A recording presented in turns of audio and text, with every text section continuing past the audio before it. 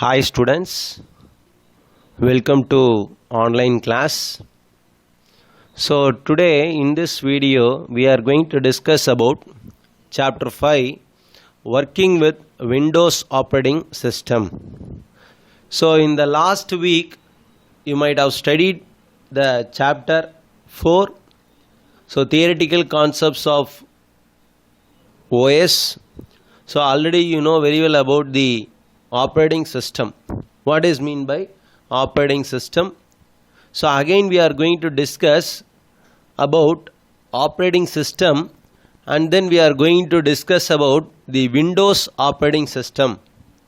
So this week we are going to discuss about the Microsoft Windows operating system, how to work with Microsoft Windows operating system, right? So let us start with the introduction to OS. Introduction to OS. So what is mean by OS? So we know very well an operating system is a system software that enables the hardware to communicate and operate with other software. So there are two types of softwares are there. One is system software and another one is called application software. So OS comes under the system software. So what is the nature of OS? What it is going to do? The operating system is a system software that enables the hardware. So the OS will make the hardware to communicate and operate with other softwares. So all the softwares are working. How all the application softwares are working? Because of the hardware. So the operating system makes the hardware to communicate with all the application softwares, all the softwares which are installed in the computer, and then it is making to work. That software is working because of the operating system, right? And then it's a common definition. Most of them they used to say define OS. Whenever you go for a definition, define OS. So the definition for OS is it also acts as an interface between the user and the hardware, and controls the overall execution of the computer. So what is mean by interface? Interface means intermediate. It's just like a broker. For example, whenever we go and purchase a particular land, there will be a broker. So what is the work of the broker? The broker is used to communicate with the buyer and the seller.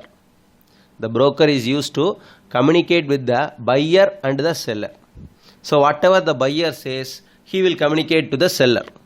Whatever the seller communicate, so that is again sent. That information is again passed to the buyer.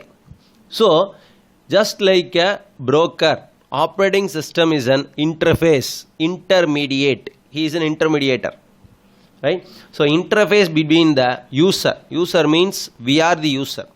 So interface between the user and the hardware. See, the user cannot work with the hardware directly. See, everybody we are switching on the AC. Everybody we are just switching on the fan. Whether we are directly operating the fan, whether we are directly operating the AC, whether we are directly operating the car, just we switching on using the key, we are just starting the car, and then using the steering you are moving here and there. That's all. We are not straight away operating the engine. So like that, it also acts as an interface between the user and the hardware. So we cannot operate the hardware. So operating system will operate the hardware, and then controls the overall execution of the computer. So whatever the process which is executed in the computer, whatever the thing which is executed in the computer, so that is done through OS. Again I repeat the definition. It also acts as an interface between the user and the hardware. and controls the overall execution of the computer. Right. Now let us see the functions of operating system. What are the functions which are done by the operating system? There are many functions are there. So let us see one by one. So first thing is memory management. So the management of memory is done by operating system. For example, whenever we open the My Computer, you can see local disk C, D, E like that. So whenever we are storing the files in the local disk C or D, it is used to maintain the memory. How much memory is free, how much memory is occupied. Whenever you are copying some files to the pen drive, if the pen drive is full, it does not contain any memory. Whenever we are copying the files, for example 5 GB you are trying to copy, but the memory free is only 4 GB. Is it possible to copy the 5 GB data? No. So that is maintained by the OS, operating system, memory management. We will discuss that in detail in later topics. Process management. So already you might have studied in the previous lessons process management, 4 algorithms: FIFO, SJF, and then round robin, and then based on priority. Like that you might have studied, right? How to do the process. Then device management. Then file management. File management in the sense creating the files. Whenever we are creating the files and folders, it is used to maintain when it was created, and then whether it is a file or a folder, when it was modified. So all those things are maintained by the file management. Then security management also we have studied. 3 types of security. File access level, network level, like that we have studied. Then control the overall system performance. So overall system is controlled by the operating system. So that is what we told. It is used to control the overall operations in the computer. It is used to control the overall operations of the computer. You might have studied in the previous chapters, like a definition you might have studied. So these are the functions of operating system. Now you can see the pictorial representation. So how the overall system performance is done, how the architecture, how the computer architecture is, we can see. See, here we are the user 1, user 2, user up to n number of users. All the users, we are accessing only the software. We are accessing only the software. That software is categorized into 2, system software and application software. System software means operating system comes under the system software, whereas application software means Microsoft Word, Adobe Photoshop, Microsoft Excel, or any other Microsoft Paint, whatever the application it may be. We are working with all the applications, whatever the applications we are working, whether it is a KM player or whether it is a MX player, whatever it may be, right? All the application softwares are accessing the OS, right? We are working only with the application software, but the application software is installed in the OS, operating system only. So we are accessing only the software. The user is not directly accessing the hardware. Then the software is accessing the hardware, such as CPU, that is inside the CPU, motherboard or RAM, or input output devices, that is a printer, keyboard. You might think that, sir, we are only accessing the keyboard. See, we are giving the input through the keyboard. We are giving the input through the mouse, right? But all the input are passed from the keyboard to the CPU. Whenever we type the text is passed to the CPU. That's why you can see the keyboard, the keyboard cable is connected at the back of the CPU. The keyboard cable is connected at the back of the CPU, like that mouse also. So you can see at the back of the CPU, all the cables are connected, whether it is a monitor or a keyboard or a mouse or a printer, all the cables are connected only at the back of the CPU. Sometimes it may be in the front side, right? So CPU, so that only contains all the hardwares, main hardwares such as microprocessor, and then we can say that a motherboard or SMPS or a hard disk or a RAM. So everything, all the hardwares comes under the CPU, right? So we are the user, we are accessing the software is accessing the hardware. I think you might have understood this figure. By seeing this, you can understand the architecture, right? Now let us see the introduction to Windows operating system. See, every computer needs an operating system to function. See, you just think that without OS, when you switch on the computer without operating system, whether the computer will work? No, it is not possible. Without operating system, you cannot operate the computer. So that's what they are saying. Every computer needs an operating system to function. Then Microsoft Windows is one of the most popular graphical user interface. So what is mean by GUI? GUI, that is graphical user interface.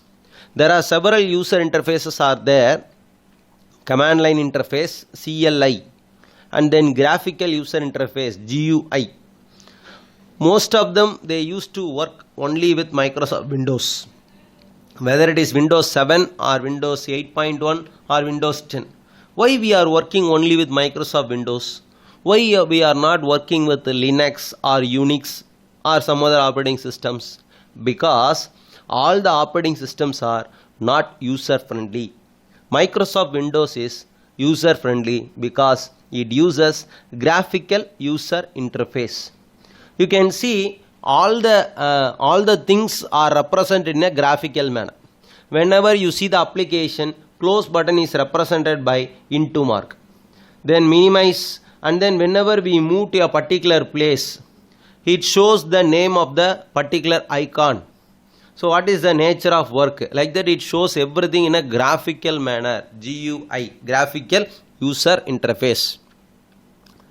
So that's why we are working only with the Microsoft Windows operating system. Not only we, all over the world, they are working only with Microsoft Windows.